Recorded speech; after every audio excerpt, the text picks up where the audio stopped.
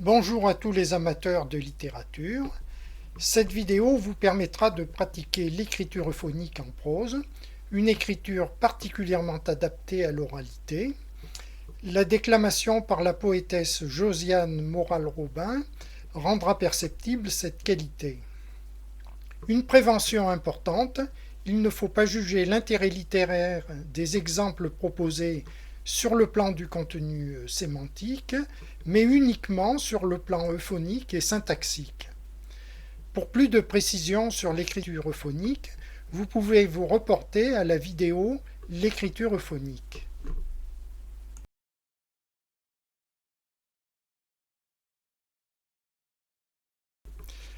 Voici le premier exemple. À ce stade, pour chaque exemple, vous pouvez arrêter la vidéo pour tenter de déterminer par vous-même, par lecture à haute voix, ce qui peut vous apparaître dysphonique.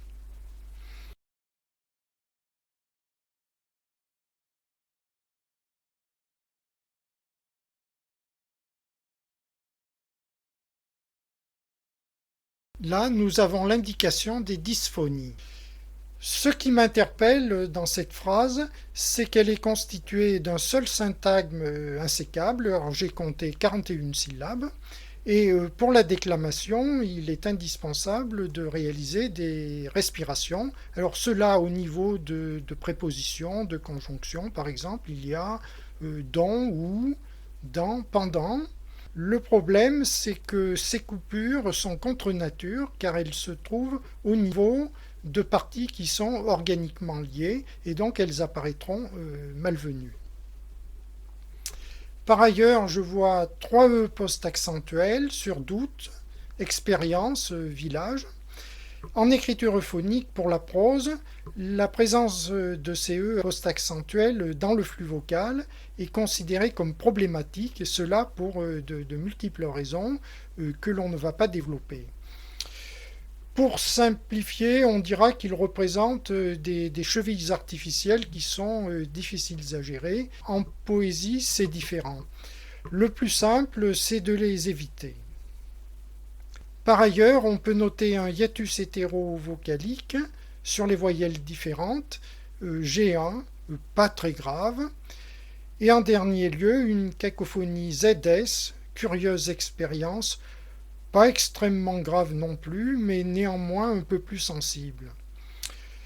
Vous pouvez à chaque exemple de nouveau arrêter la vidéo à ce moment pour essayer de trouver une solution euphonique relativement proche de l'exemple natif. Voilà l'exemple phonique proposé. C'est une des solutions, on peut sans doute en trouver de meilleures.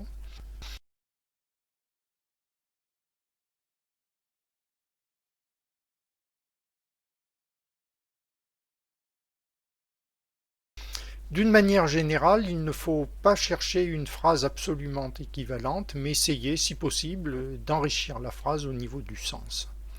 En premier lieu, j'ai découpé le texte en 2 phrases, 19 syllabes et 16 syllabes.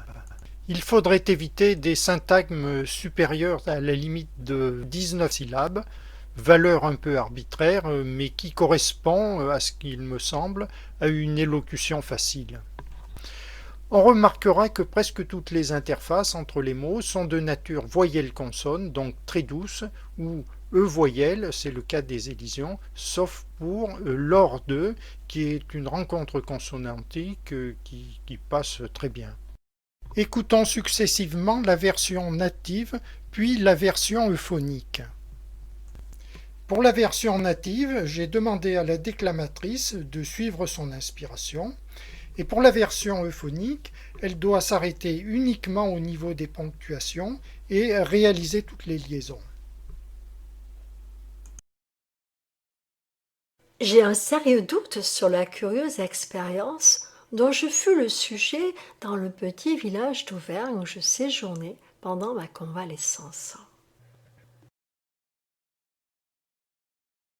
Je m'interroge au sujet des péripéties que je vécus l'an dernier. C'était lors de ma convalescence en un village auvergnat.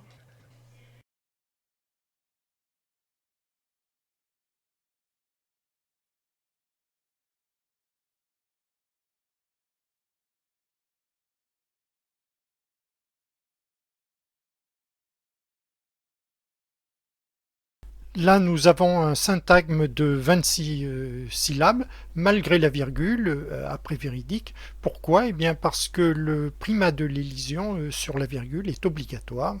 Et la poésie en fournit une démonstration, parce que s'il n'y avait pas ce primat, eh bien cela fausserait le décompte des syllabes. Donc nous avons ici un syntagme trop long.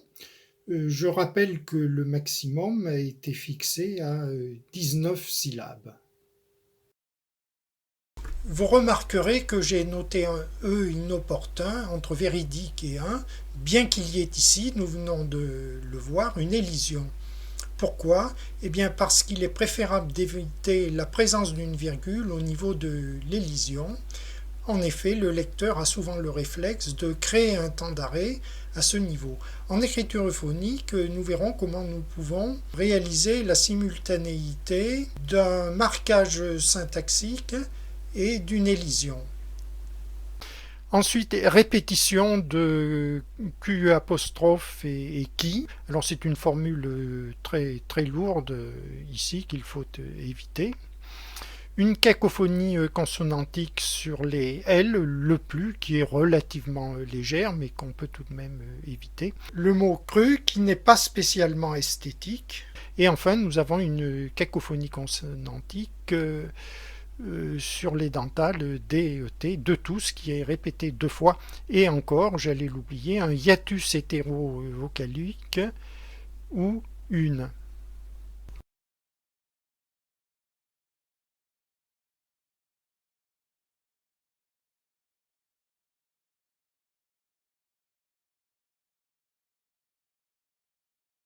Écoutons successivement la version native, puis la version euphonique.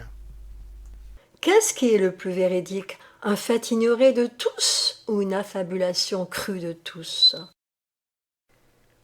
Quel événement paraît plus véridique? Serait-ce une affabulation par tous préjugée? Serait-ce un fait par tous ignoré?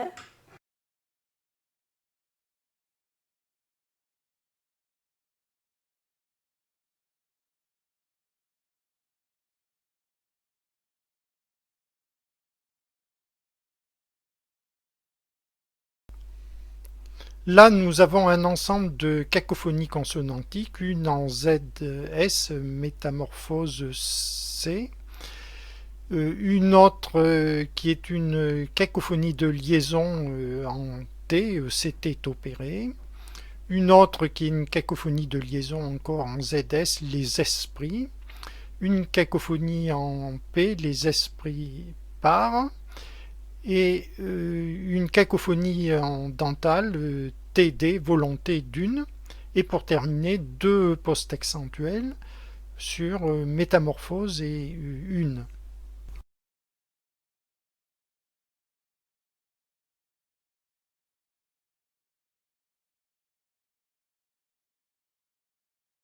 Écoutons successivement la version native, puis la version euphonique.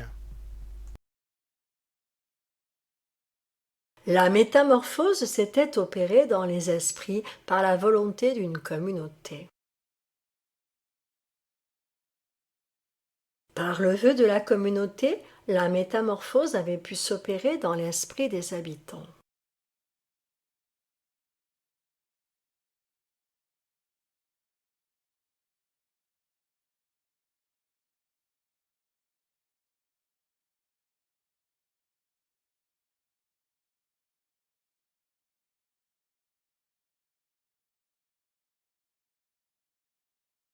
Nous avons deux post-accentuels sur chose et être. On voit ensuite une cacophonie consonantique, ainsi ce. Pour terminer, nous avons une cacophonie consonantique de liaison en T, insidieusement autour. Et enfin, une cacophonie en T autour d'eux.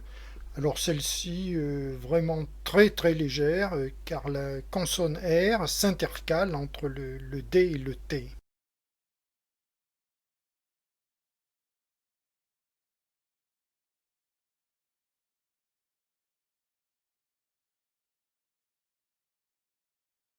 Écoutons successivement la version native, puis la version euphonique. Si les choses, les êtres, ainsi se diluaient insidieusement autour de nous dans un tourbillon diffluent, que devenaient les sentiments que nous leur témoignons? Si les objets, les humains, se diluaient insidieusement dans un tourbillon diffluent, comment évoluaient nos sentiments à leur égard?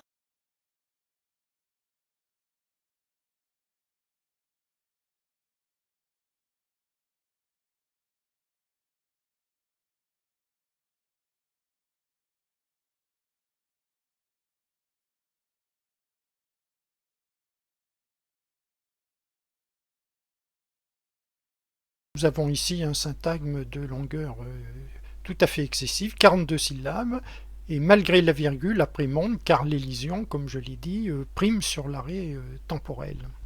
Une cacophonie consonantique en TD, BOTD, un hiatus hétérovocalique et en, empiré exprimant, et un E post-accentuel à éternel.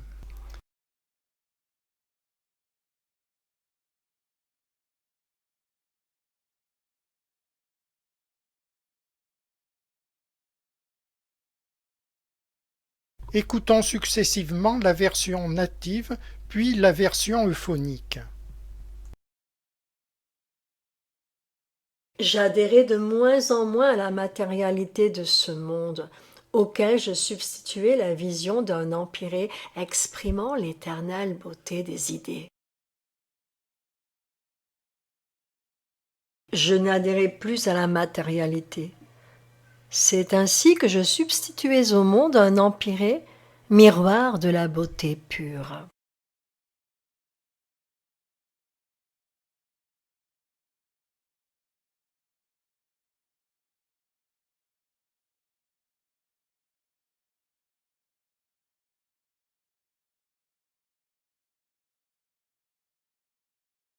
Là, nous avons un syntagme excessif de 26 syllabes, de très peu, mais si on peut le corriger, c'est préférable.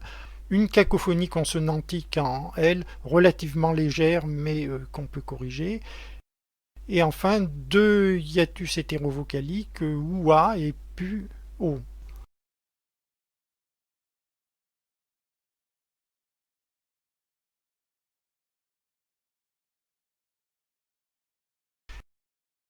On remarquera que la complétive l'opinion est introduite par une préposition, la préposition pour, mais elle est antéplacée, ce qui justifie l'arrêt temporel après opinion.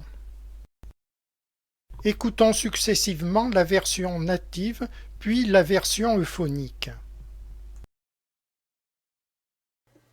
La dépendance à l'alcool ou à la drogue aurait pu, aux yeux de l'opinion, redorer mon blason.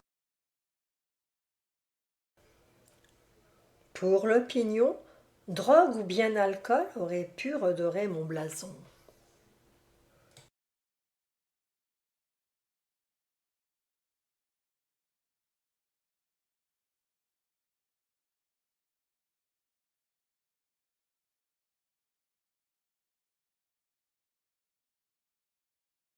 Là, nous avons une série de 4 E post-accentuels, ce qui est particulièrement dysphonique lorsqu'il y a ainsi une accumulation locale de ces E. Nous avons une double cacophonie en TTD, dont une de liaison en T, s'engager entre deux, une cacophonie consonantique en R, paroi rocheuse.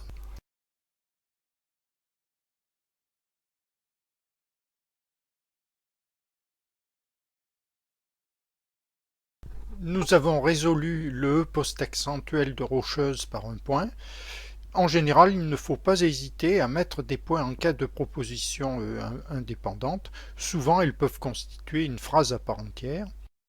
Écoutons successivement la version native, puis la version euphonique. L'autoroute s'engageait entre de hautes parois rocheuses, la déclivité augmentait. La voie longeait un rempart de rochers abrupts. La déclivité s'amplifiait.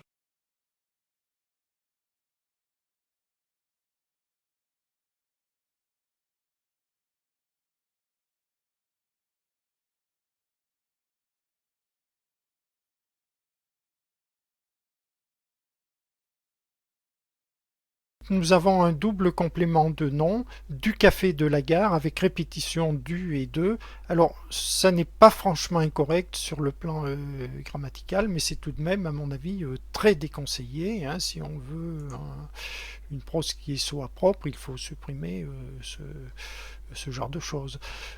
Trois cacophonies consonantiques ici, les clients, gare arrivée, sans cesse, et les deux dernières sont assez graves.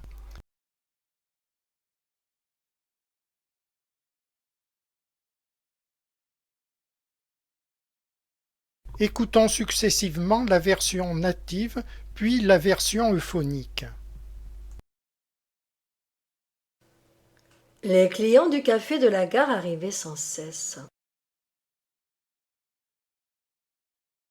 De nouveaux clients s'entassaient dans le café de la gare.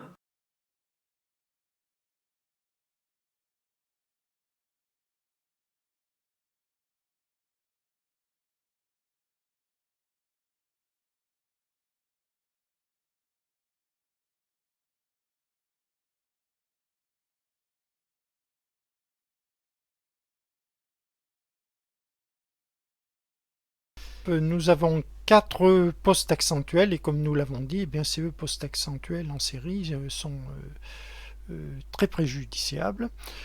Une anomalie syntaxique ici, nous avons une double répétition de participe passé avec suspendu, jeté et ignoré. Donc il vaut mieux qu'il y en ait un dans une phrase, sauf si c'est dans un cas de symétrie. On remarquera que les deux que je connaissais, que j'allais découvrir, ne forment pas une répétition, car ils sont en position symétrique dans une apposition. Et enfin, une cacophonie consonantique en TD entre deux.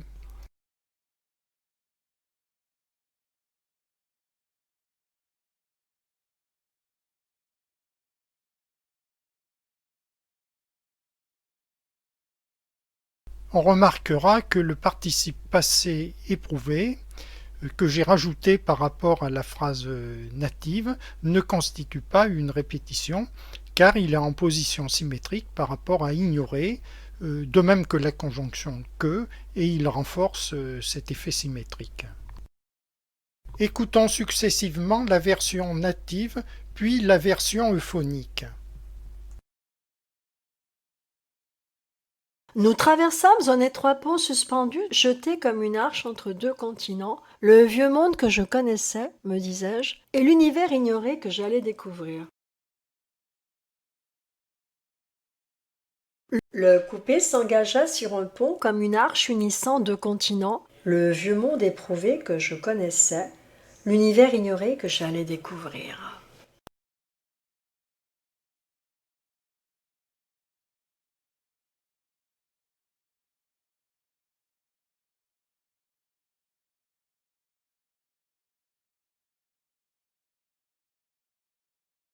Nous avons une formulation inesthétique, faire partie. Alors en général, vaut mieux éviter le verbe faire.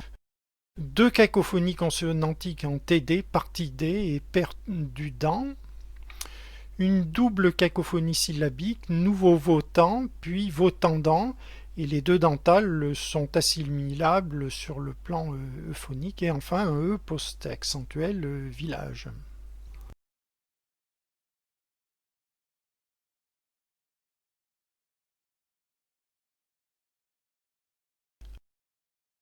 Un cas particulier de complément de lieu rattaché à sa proposition par une préposition qui est antéplacée.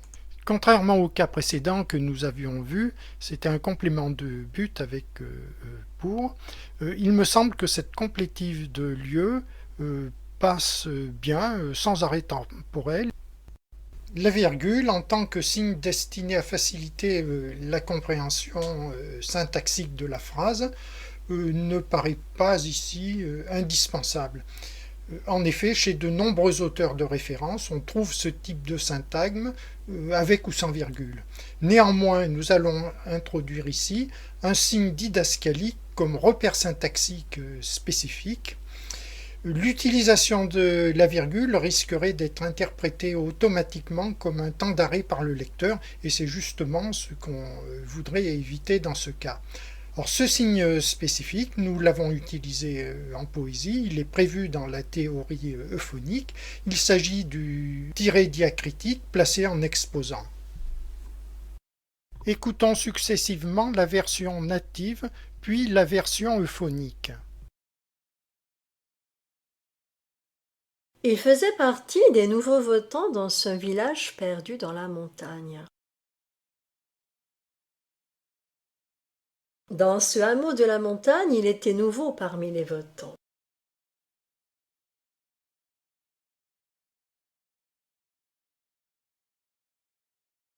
Voilà, j'espère que les versions euphoniques des extraits présentés vous ont paru plus agréables à l'oreille. Ce n'est pas obligatoirement le cas, l'écriture euphonique s'adresse à ceux qui peuvent la trouver intéressante, voire euphorisante. Je pense néanmoins que la sensibilité à l'euphonie peut s'aiguiser par l'information, la lecture et l'écriture de textes euphoniques, et il me semble que les auteurs peuvent trouver matière à s'interroger sur leur écriture à partir de ces réflexions.